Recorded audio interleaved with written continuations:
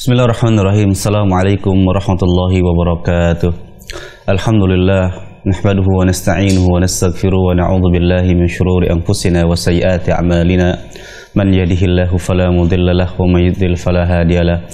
Wa asyhadu an la ilaha illallah wahdahu la syarika lah wa asyhadu anna nabiyyana Muhammadan abduhu wa rasuluhu la nabiyya ba'da. Allahumma salli wa sallim wa barik ala nabiyyina Muhammadin wa ala alihi wa ashabihi wa man tabi'ahum bi ihsanin ila yaumiddin, amma ba'd.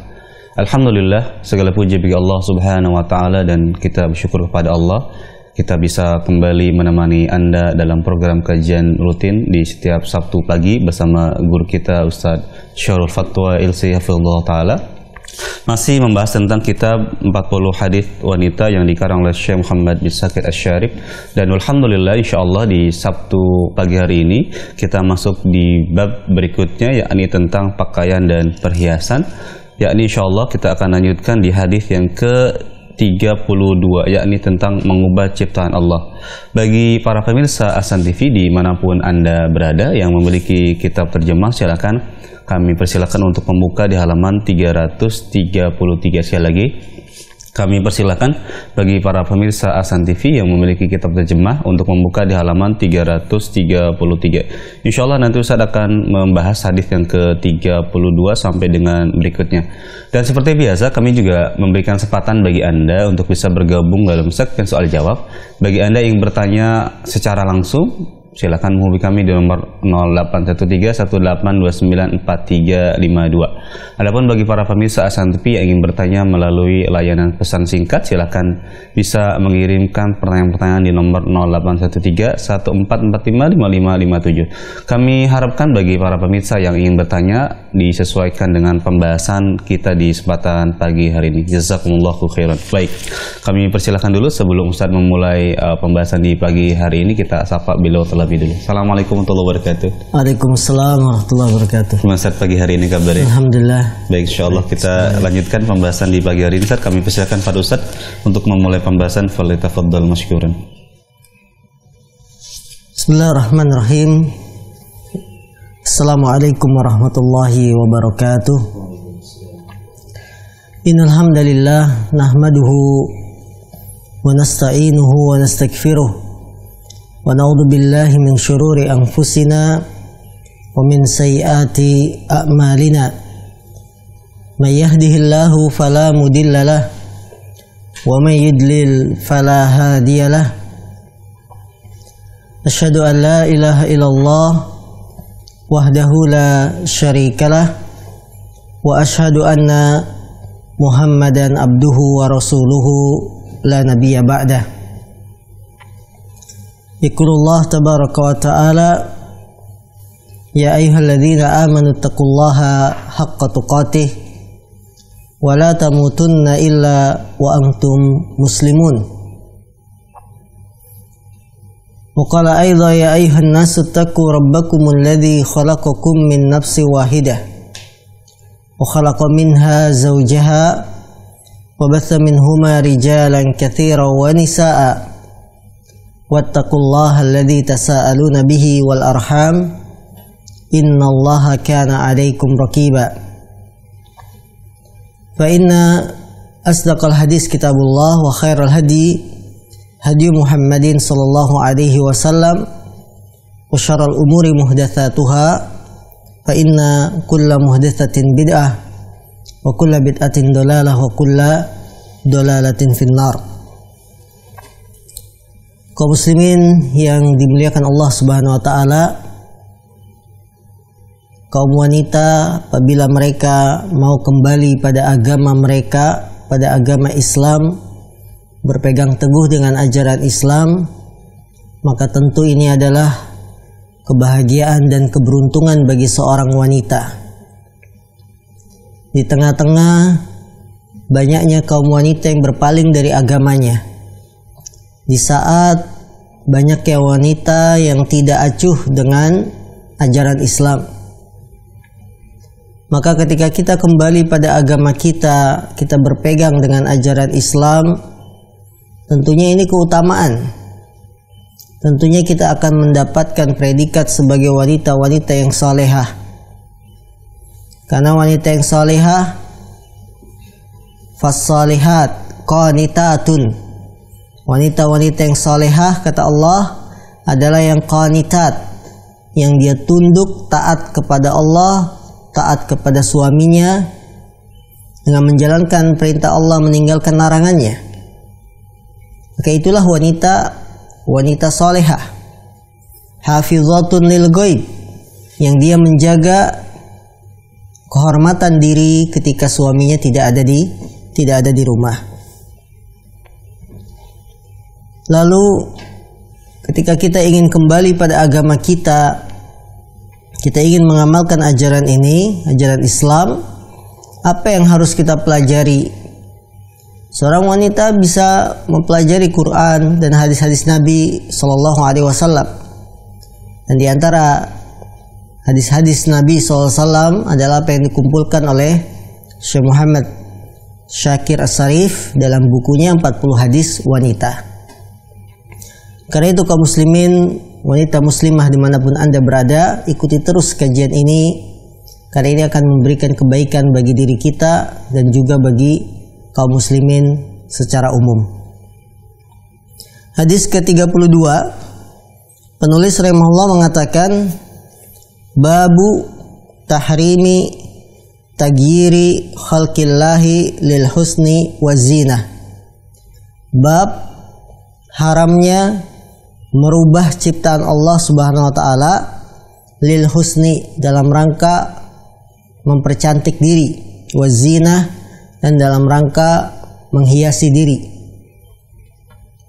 Dari bab ini dapat kita pahami, jika merubah ciptaan Allah karena aib, karena ingin menutupi sesuatu yang bila dilihat memalukan, maka tidak mengapa, boleh.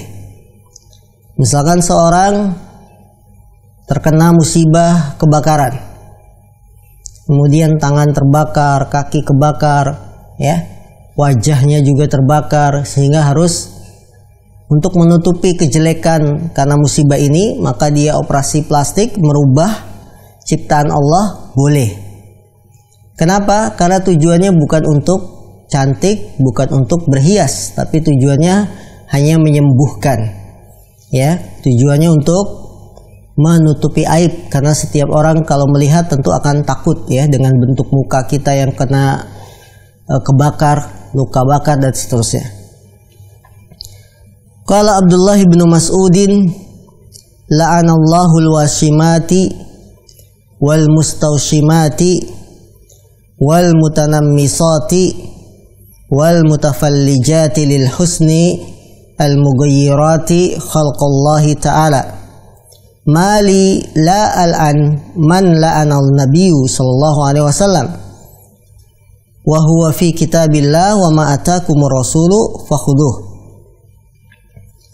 Abdullah bin Mas'ud, beliau berkata, semoga Allah melaknat wanita-wanita yang mentato dan yang minta ditato.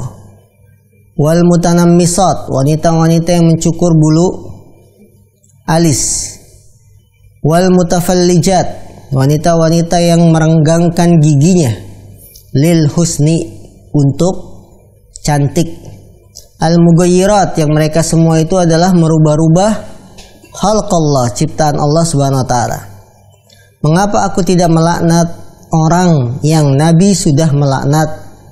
Padahal di dalam kitabullah disebutkan, apa yang datang kepada kalian dari Rasul, maka ambillah. Saudara-saudariku yang dimuliakan Allah Subhanahu wa taala, Allah menciptakan manusia dengan sebaik-baiknya bentuk. Dan apa yang Allah telah ciptakan bagi kita adalah bentuk yang paling terbaik. Manusia tidak bisa memilih itu. Kemudian alhamdulillah,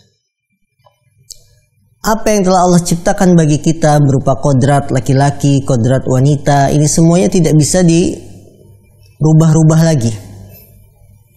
Kita ditakdirkan lahir dalam keadaan jenis kelamin laki-laki.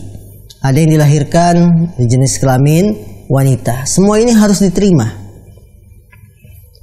Tidak boleh kita merubah ciptaan ini. Karena sesuatu yang sudah paten, yang sudah Allah tentukan, kita harus terimanya. Tidak boleh kita merasa kurang puas, saya ingin jadi laki-laki saja, saya ingin jadi wanita saja. Ini namanya merubah ciptaan Allah Subhanahu wa taala. Apa yang telah Allah ciptakan bagi manusia itulah yang terbaik. Allah Subhanahu wa taala berfirman, "Walaqad khalaqnal insana fi ahsani taqwim."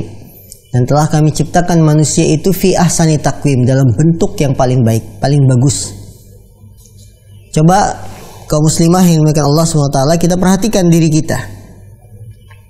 Allah menempatkan mata, di atasnya ada alis, kemudian hidung dengan lubang yang ke bawah, kemudian mulut, ya. Kemudian telinga di sebelah kanan dan kiri. Ini sudah bentuk yang paling bagus. Bisa dibayangkan kalau telinga bukan di kepala, ya. Telinga di mana? Telinga di tangan misalkan. Ini bentuknya tidak baik. Maka apa yang sudah sempurna ini, karena kita diciptakan oleh Allah dengan sebaik-baik bentuk, terimalah ciptaan Allah Subhanahu wa taala. Tidak boleh kita merubah sedikit pun apa yang telah Allah takdirkan untuk kita, apa yang telah Allah ciptakan di dalam jasad badan kita. Di antara bentuk merubah ciptaan Allah, Allah melaknat al-washimat, wanita-wanita yang mentato. Tato di sini maksudnya adalah tato yang dengan menggunakan alat sehingga tatonya itu membekas di dalam jasad dan tubuhnya. Bukan tato zaman sekarang seperti banyak wanita muslimah pakai perhiasan di tangannya, hina, itu dia mudah hilang, ya. Tapi tato di sini maksudnya yang memang kulit itu harusnya bersih, halus, tapi terpatri tatoan, ya, sehingga ada bekasnya. Ini tato yang seperti ini tidak boleh. Dan Allah juga melaknat wanita-wanita yang minta ditato. Wanita yang mentato dilaknat, yang minta ditato juga dilaknat. Berarti penjual, ya, pelayan yang mentato, kemudian yang datang konsumennya minta ditato, semuanya dilaknat. Allah menyebutkan di sini wanita-wanita yang mentato dan yang minta ditato. Apakah berarti larangan ini tidak terkena bagi kaum laki-laki? Jawabannya larangannya umum, laki-laki dan wanita. Disebutkan dalam hadis ini Allah melaknat wanita-wanita yang mentato dan yang minta ditato. Disebutkan kaum wanita karena banyak dari kaum wanita yang melakukan perbuatan tersebut. Dan kaum muslimin, naudzubillah min dzalik, wanita-wanita yang kurang agamanya, mereka mentato badan-badan mereka, ya, dengan alasan keindahan, dengan alasan menyenangkan suami. Ini tidak boleh. Ada yang ditato di punggungnya kemudian diperlihatkan kepada laki-laki, ada yang ditato di lehernya dan seterusnya, dari anggota tubuh yang padahal Allah sudah menciptakan anggota tubuh kita dengan sebaik-baiknya, dengan sebagus-bagusnya, dalam bentuk kulit yang halus, bersih. Tapi manusia kurang puas, mereka melakukan perbuatan mentato. Laki-laki banyak yang melakukan, wanita juga banyak. Maka kata Allah, kata Ibnu Mas'ud, semoga Allah melaknat. Kalimat laknat ini menunjukkan haramnya perbuatan ini. Karena kata sahabat Ibnu Abbas, semua dosa yang di dalamnya ada ancaman atau laknat, maka ini menunjukkan dosa besar.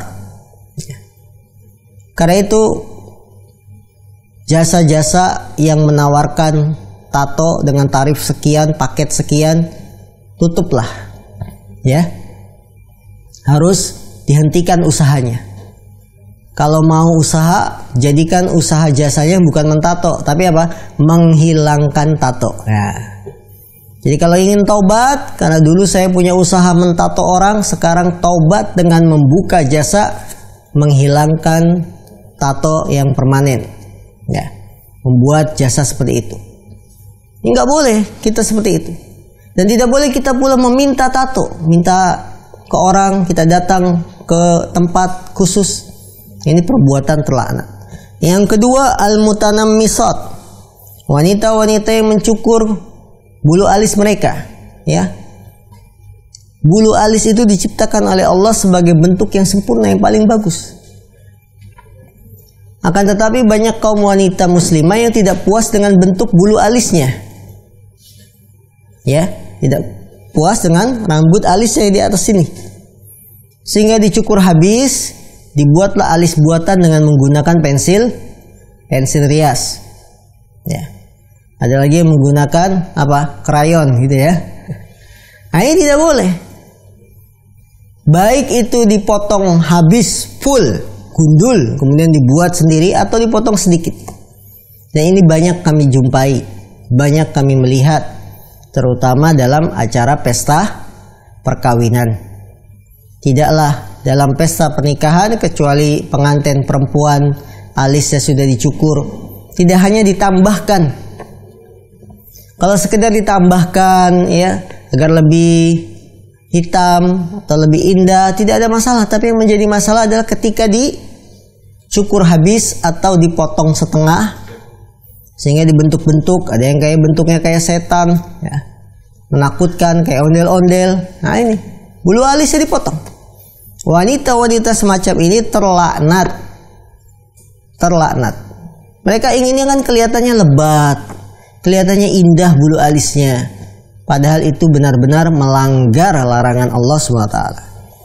Kemudian wanita-wanita yang al-mutafallijatil husn, merenggangkan gigi agar kelihatan cantik. Apa tujuannya? Jadi ini disebut dengan kikir gigi. Ya, kalau dalam bahasa sekarang, merenggangkan gigi itu mengkikir giginya. Jadi giginya itu dibuat renggang supaya kelihatan lebih muda, supaya kelihatan lebih cantik.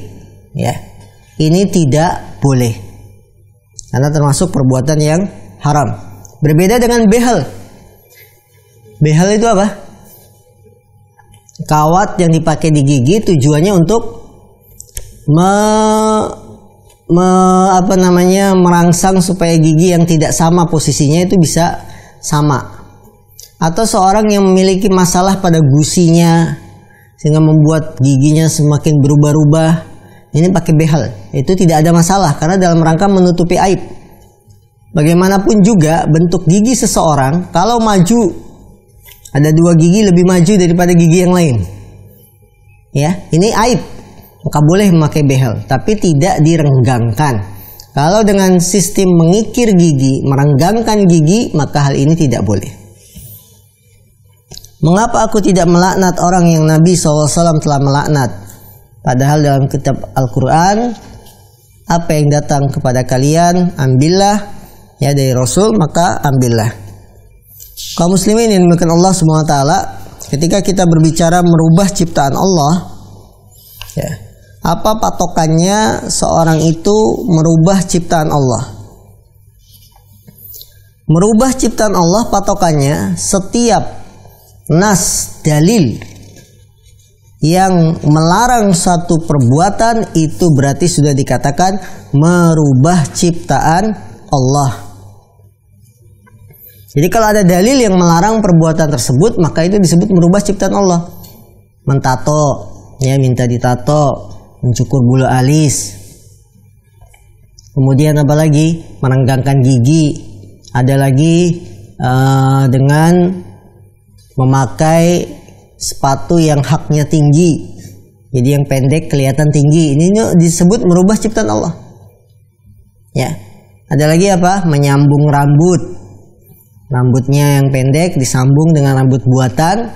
Maka ini pun disebut merubah ciptaan Allah. Jadi semua nas, dalil yang menerangkan larangan suatu perbuatan, maka itu disebut merubah ciptaan Allah. Yang kedua,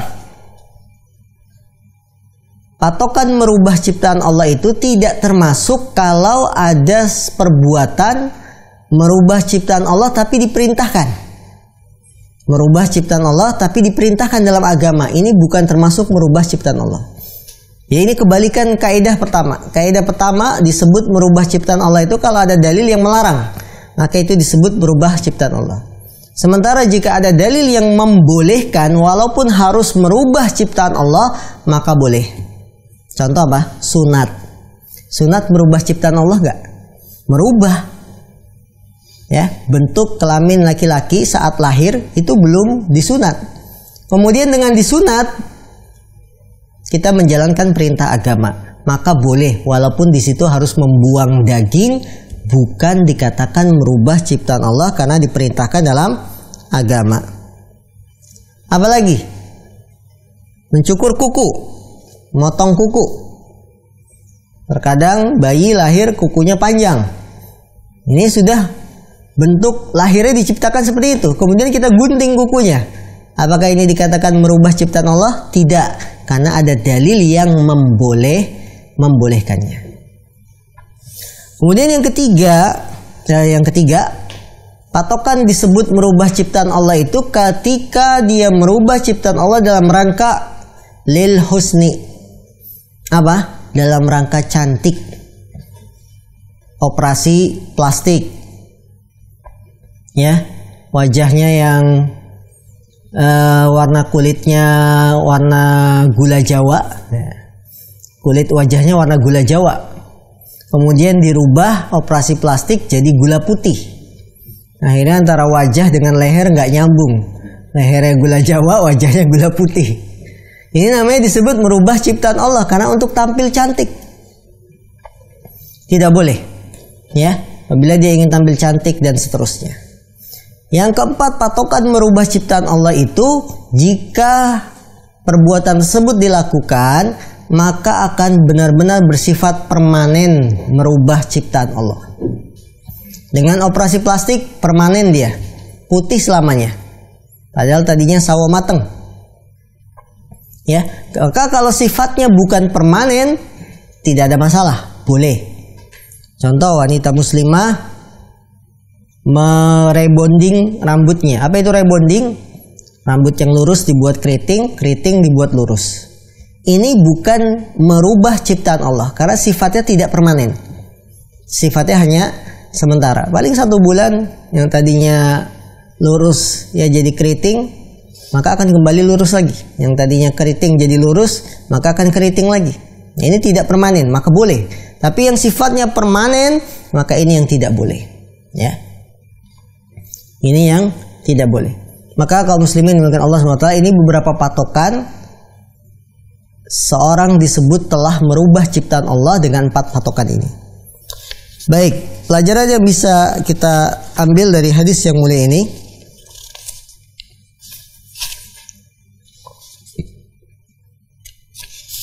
Yang pertama, haramnya perbuatan-perbuatan yang telah disebutkan dalam hadis berupa mentato, mencukur alis, ya, dan selain dari itu.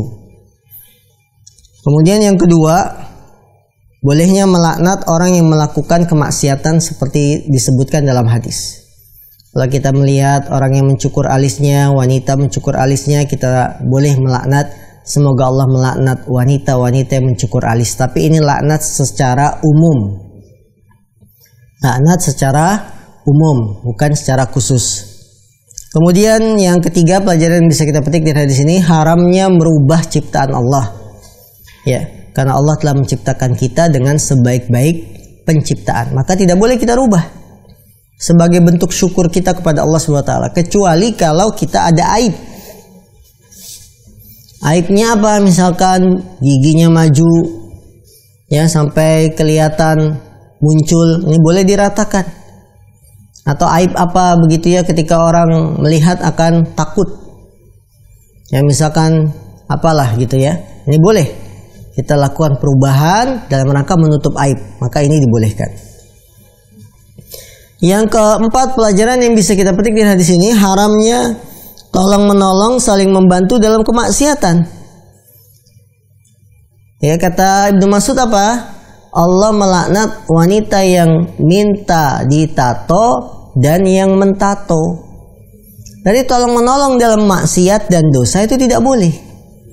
Yang minta ditato kena laknat, yang menyanggupi, yang dia menyanggupi membantu dengan mentato juga kena laknat. maka haram kita tolong menolong dalam kemaksiatan. Karena kalau kita tolong menolong dalam kemaksiatan berarti kita telah bergabung melakukan dosa. Padahal Allah berfirman, wala ta'awanu 'alal itsmi wal udwan. Janganlah kalian tolong menolong dalam dosa dan permusuhan. Karena itu kaum muslimin, kalau ada yang minta bantuan pada kita dalam dosa dan maksiat, jangan ditaati. Jangan pula kita sungkan karena dia teman dekat kita. Kamu tidak teman lagi, kita kan teman akrab, masa diminta tolong untuk mencukur alis saja tidak mau. Bukan kita tidak mau, tapi kita berpegang dengan larangan agama bahwa mencukur alis itu tidak boleh. Walaupun itu teman dekat kita, katakan terus terang, ini secara agama diharamkan. Dan saya tidak mau membantu orang melakukan keharaman atau kemaksiatan. Pelajaran juga yang bisa kita petik dari hadis ini, tidak boleh bagi seorang muslim melakukan keharaman sama saja dia lakukan sendiri atau dengan bantuan orang lain. Sekarang kalau ada yang mencukur alis, dia cukur sendiri, nggak minta bantuan orang, boleh nggak? Tidak boleh. Ada yang mentato sendiri, kan bisa ya, kalau di tangan dia tato sendiri. Ya. Ini tetap tidak boleh. Minta bantuan orang tidak boleh. Melakukan perbuatan dosa sendirian juga tidak boleh.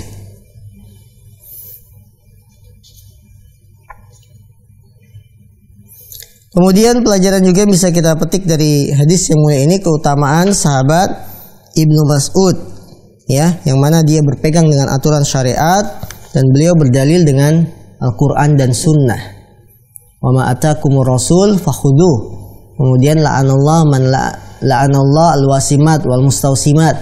Ini sahabat Ibnu Mas'ud memang terkenal berpegang teguh dengan dalil, berpegang teguh dengan aturan syariat.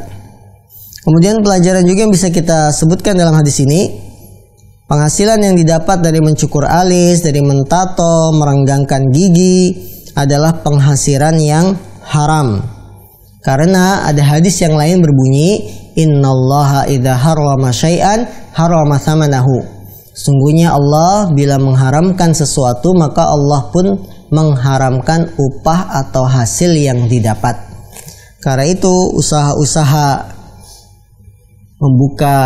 menerima tato, membuka cukur alis, ya, membuka layanan jasa operasi plastik, ini upah hasil yang didapat juga haram karena perbuatannya juga haram. Jadi Allah itu kalau mengharamkan satu perbuatan, maka upah yang muncul, ya, keuntungan yang didapat dari perbuatan tersebut maka disebut juga haram. Ya, tidak boleh dilakukan oleh setiap muslim dan muslimah.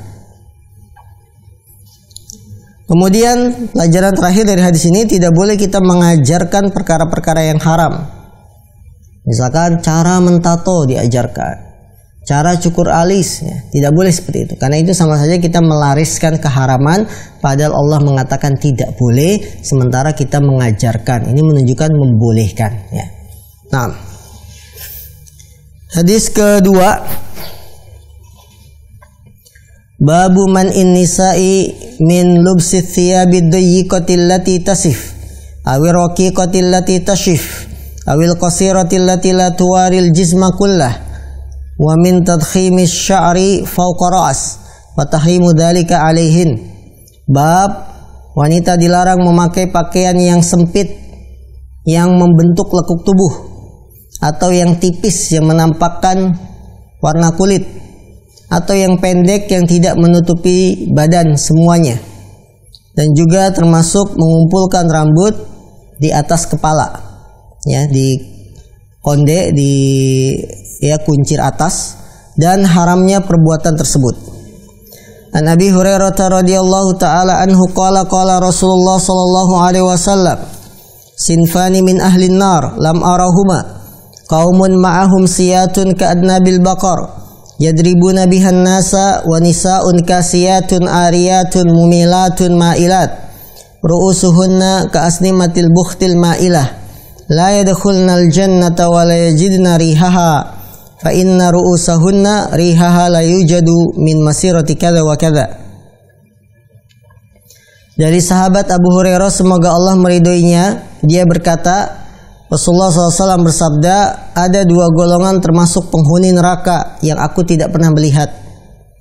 Pertama adalah sekelompok kaum yang mereka memegang cemeti, ya, seperti buntut-buntut sapi, yang dengan cemeti ini, ya, mereka memukul manusia. Yang kedua, golongan termasuk kelompok yang termasuk penduduk neraka, wanita-wanita yang berpakaian tapi telanjang, mumilat, berlenggak-lenggok, mailat, ya, kesana kemari, kepala mereka seperti punuk unta yang miring. Mereka tidak masuk surga, tidak pula bisa mendapati baunya surga.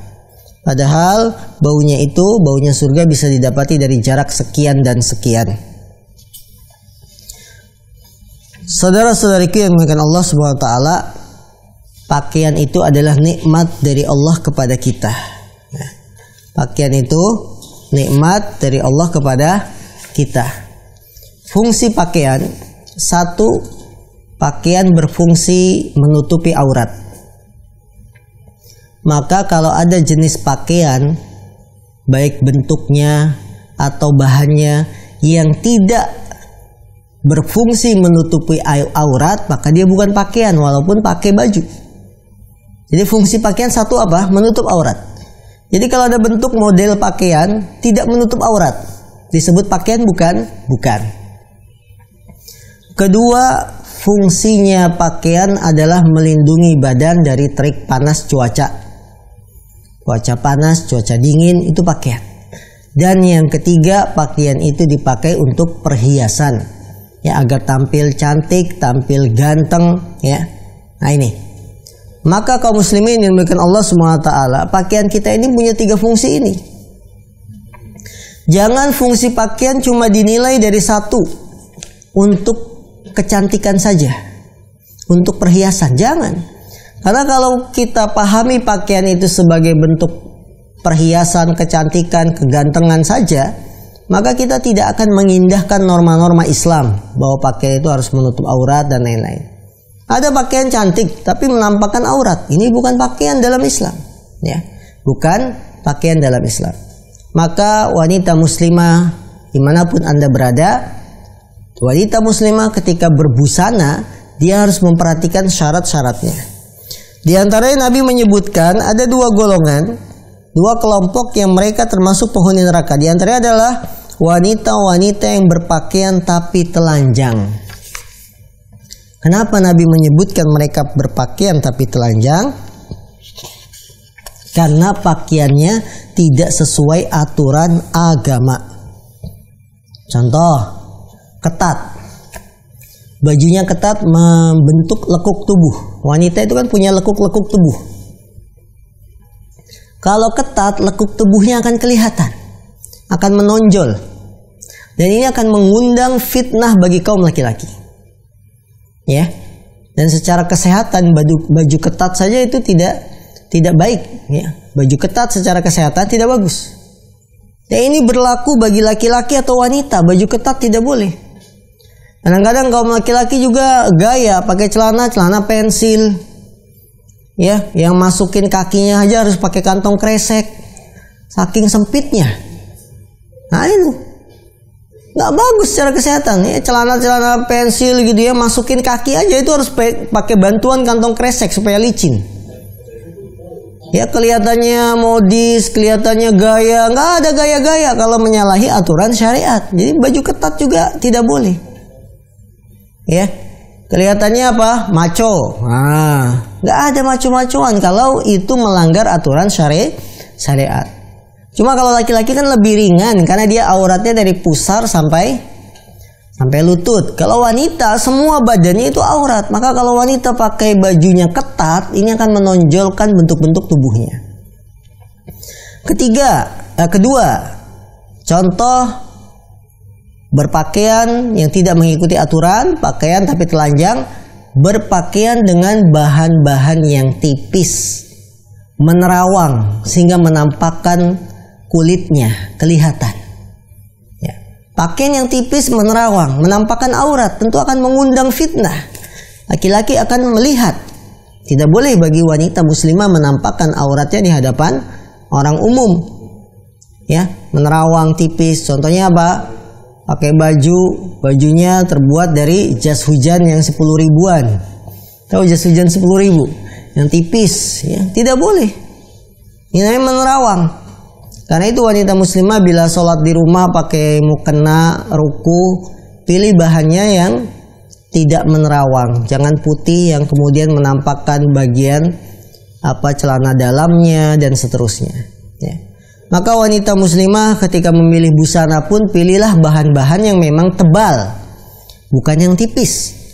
Tebal tapi adem, ya. Jangan tipis menerawang dipakai. Bahan tebal tapi adem apa? Jet black, ya, MTA, seperti itu enak dipakai. Ya, katun Jepang, katun Korea, ya silakan. Ya, yang penting tebal, tidak tipis sehingga menampakkan warna kulit tubuh kita. Ini beberapa patokan wanita ketika berbusana muslimah. Kemudian berpakaian tapi telanjang yang dia melenggak-lenggok. Nah, ini sekarang fitnah ini sudah ada.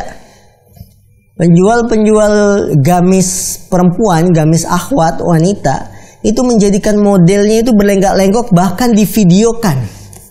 Allahu Akbar. Ya, lihat di Instagram dan lain-lain.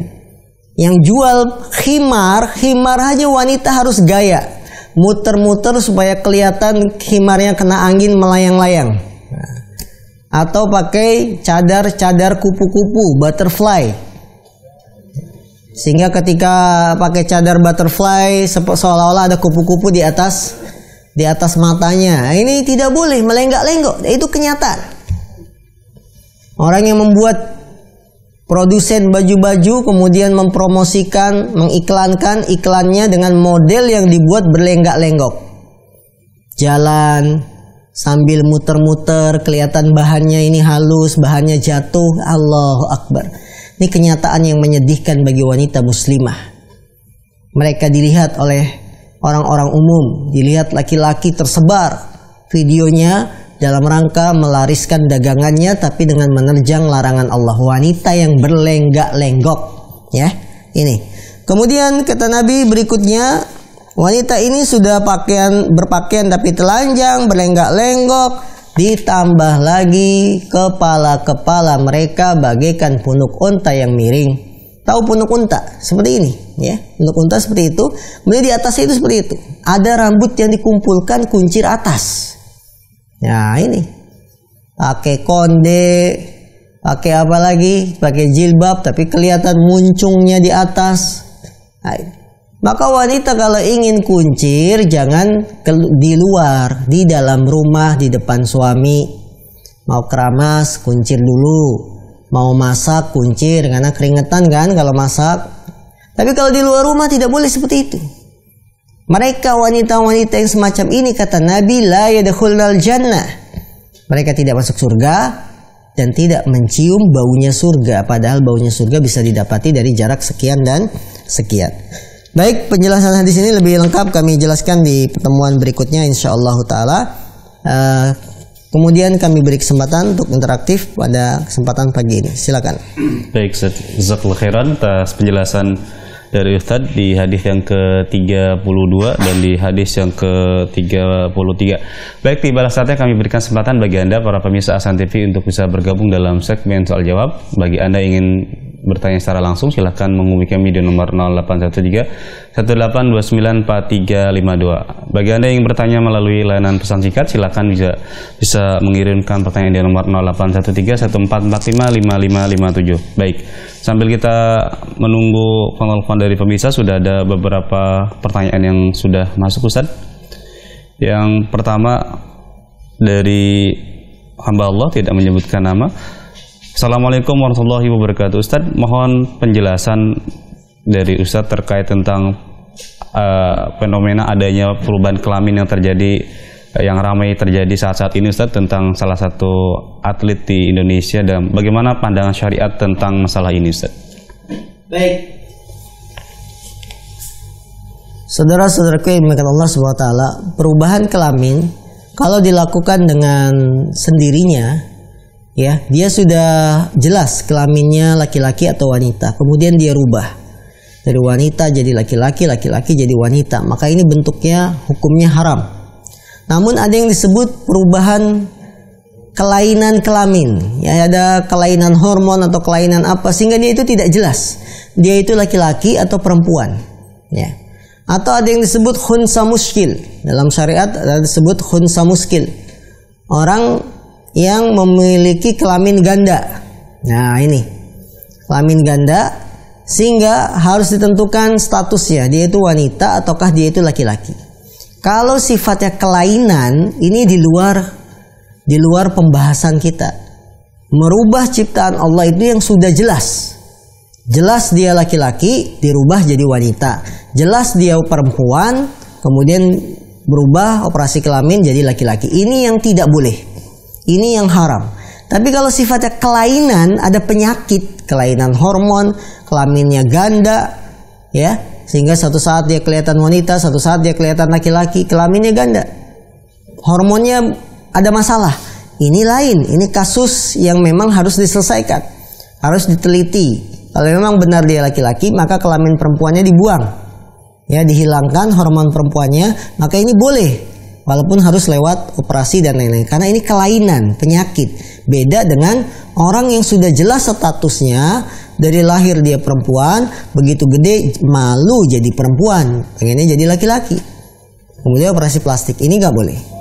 Ada pula yang lahir dalam keadaan laki-laki, kemudian karena bergaulnya banyak dengan wanita, sudah dewasa pengen jadi wanita, akhirnya kelamin laki-lakinya dipotong atau diganti kelamin wanita. Ini yang tidak boleh, karena dia statusnya sudah jelas. Adapun yang ada kelainan, ada penyakit, boleh dihilangkan penyakit itu, kemudian ditentukan statusnya menurut ahlinya. Nah, baik, Ustaz, atas jawaban dari Ustaz dari pertanyaan tadi melalui lewat pesan singkat. Kami berikan kesempatan bagi Anda, para pemirsa ASEAN TV yang ingin bertanya secara langsung. Sudah ada yang masuk, kami persilahkan. Halo, assalamualaikum.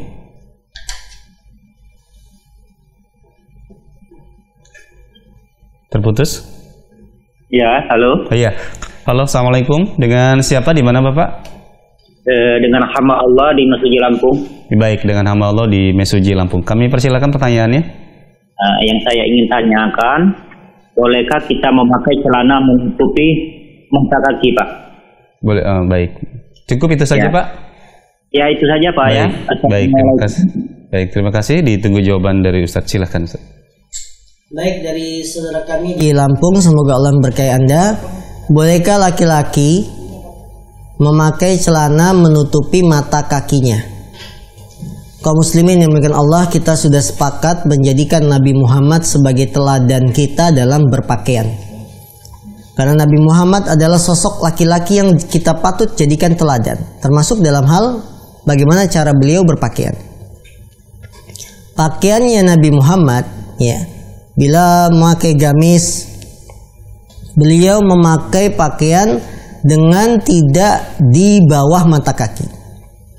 Dalam beberapa riwayat disebutkan bahwa Nabi Muhammad itu pakaiannya setengah betis, ya.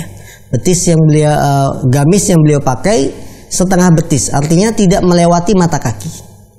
Kemudian ditegaskan lagi dengan ucapan Nabi Muhammad SAW.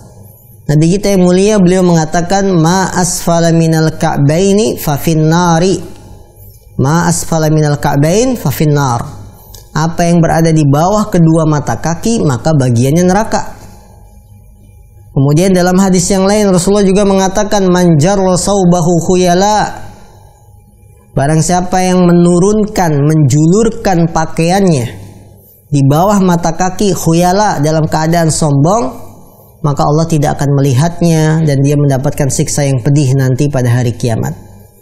Berdasarkan dalil-dalil yang sahih ini menunjukkan bahwa batasan kain yang dipakai laki-laki, baju yang dipakai laki-laki, celana yang dipakai laki-laki tidak boleh melebihi di bawah mata kaki.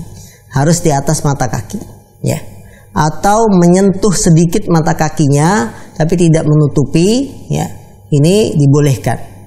Jadi tidak boleh kita memakai celana melebihi mata kaki, sarung melebihi mata kaki, baju gamis, ya, jubah melebihi mata kaki tidak boleh, karena ada larangan dari Rasul SAW. Satu ketika sahabat Umar bin Khattab melihat laki-laki ada yang memakai sarungnya melebihi mata kaki. Kemudian ditanya oleh Umar, kamu itu sedang haid? Ya, kamu itu sedang haid. Laki-laki ditanya sedang haid. Akhirnya dia bingung. Laki-laki yang menjulurkan pakaiannya di bawah mata kaki ini menjawab, wahai Umar, emang ada laki-laki haid? Ada, itu kamu pakai bajunya pakai baju wanita. Ya. Wanita itu kan haid. Nah, ini menunjukkan yang pakai celana sarung, laki-laki pakai celana sarung melebihi mata kaki, dia menyerupai kaum wanita. Karena kalau kaum wanita pakaiannya harus di bawah mata kaki, sementara laki-laki di atas mata kaki.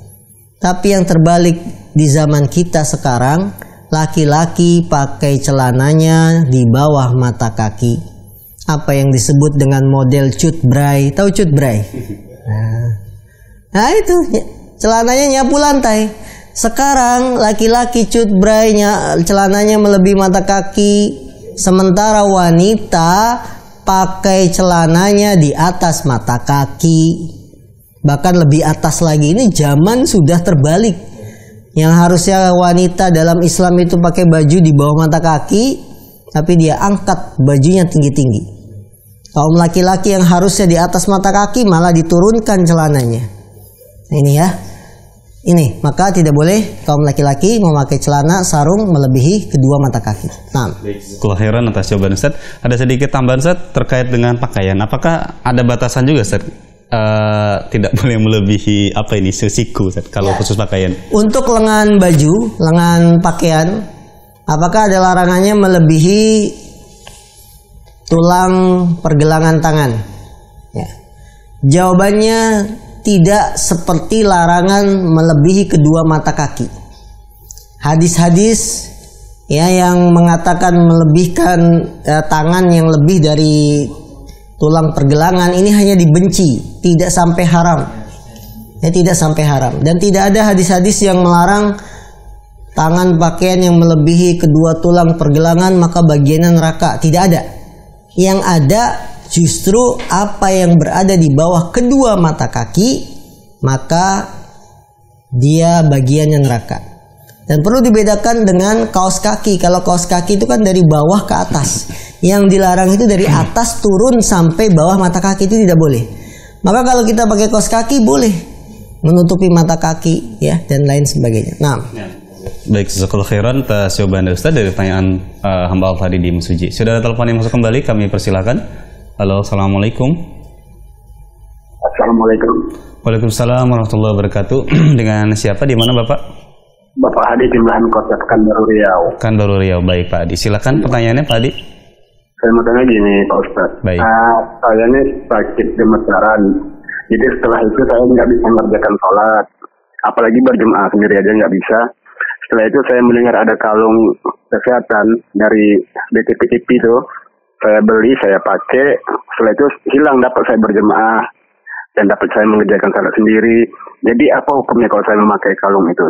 Bahkan kadang-kadang kalau saya lepas itu bisa kambuh lagi itu. Jadi saya pakai terus di dalam salat maupun sendirian hari-hari. Baik. Apa hukum tadi saya tanya? Baik. Assalamualaikum. Baik, terima kasih Pak Adi di Riau atas pertanyaannya. Bisa dipahami Ustaz? Jadi beliau tidak bisa sholat berjamaah. Beliau punya sesuatu penyakit, tidak mampu untuk bisa sholat berjamaah. Kemudian beliau dapati ada pengobatan melalui kalung tertentu, dia pakai. Dan ternyata ketika menggunakan kalung itu ada perubahan. Dia bisa sholat.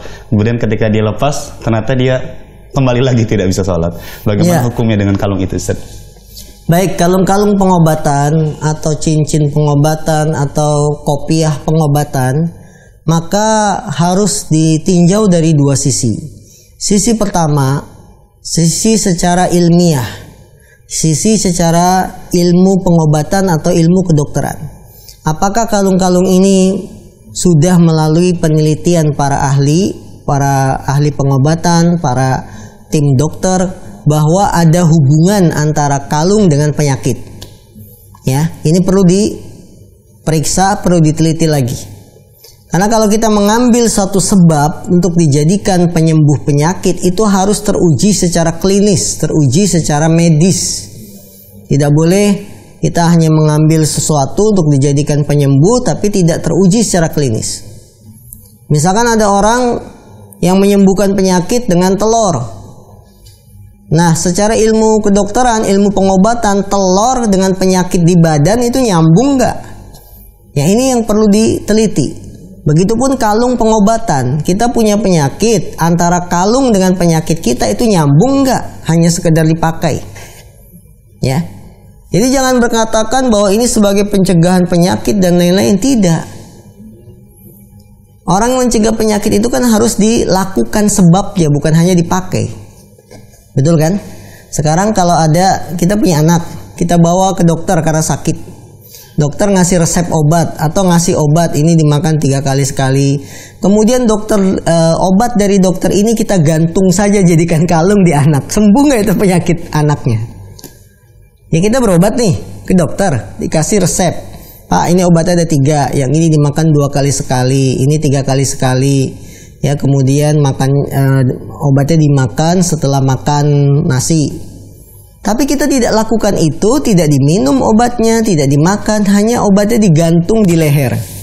Dikasih tali, anak kita gantungin tali yang ada obat dari dokter. Kira-kira itu penyakit anak sembuh nggak? Ya seperti itu gambarannya. Jadi harus ada penelitian, ada tidak hubungan antara kalung yang dipakai dengan penyakit. Ya. Tinjauan kedua, secara hukum agama, orang yang menggantungkan diri dengan sesuatu maka dia akan diberikan ketergantungan terhadap sesuatu tersebut karena keyakinannya. Ya kita tidak boleh meyakini sesuatu ini bisa menyembuhkan, akhirnya kita tergantung dengan itu. Padahal yang memberi kesembuhan siapa? Allah. Ya tadi ceritanya kalau ini dilepas saya sakit lagi. Ini berarti sudah apa namanya itu? Ya dia sudah termakan dengan promonya, dengan iklan-iklan ini. Sehingga kalau dilepas saya sakit lagi, ini namanya sudah ketergantungan yang membuat diri kita tidak bisa lepas.